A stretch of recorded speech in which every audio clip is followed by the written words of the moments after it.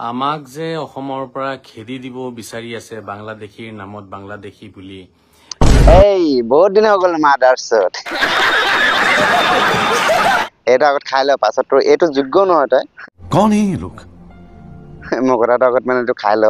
পাছত তোৰ বাংলাদেশী কথাবিলাক মই কৈ আছো বাৰু দেই প্ৰথমটো কাৰণ হৈছে আমি ভাবো যে আল্লাহে অকল আমাৰ ধৰ্মটোকে ভাল পায় এই মানে জহৰা गजब बेइज्जती है কি তোৰ কি মানে কি নবীজিৰ লগত তোৰ কি কণ্টেক্ট আছে নেকি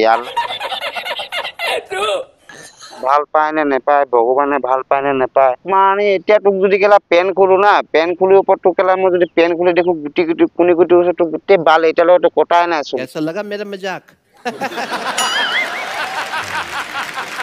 নাপাক সুদা কেলা আগত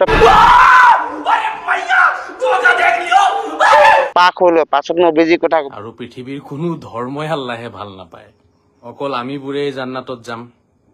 আৰু বাকী কোনেও জান্নাতত নাযায় সব নৰকলে যাব তোক কোনোবাই কৈছে নি ইয়াত কি নৰকত যাব দুজকত যাব তই কোন চুতমাৰানি ইয়াত কেলা ক'ব কাৰণে ইয়াত যোনটো অসমীয়া মানুহ মৰে মুছলিম মানুহ মৰে আজিলৈকে কোনো মানুহে ক'ব পৰা নাই যে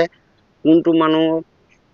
স্বৰ্গত যাব নৰকত যাব এইবিলাক কোনো নাজানে চুদুৰ বাই তই মৰি পিনি আকৌ উঠিছিলি নি তই মানে তোৰ চেহেৰা দেখিলে মানে গোটেই পাত তই ভেঞ্চত হিজৰা কেলা বুজিছ নাই কণী নথকা হিজৰা লাও ৰাস্তা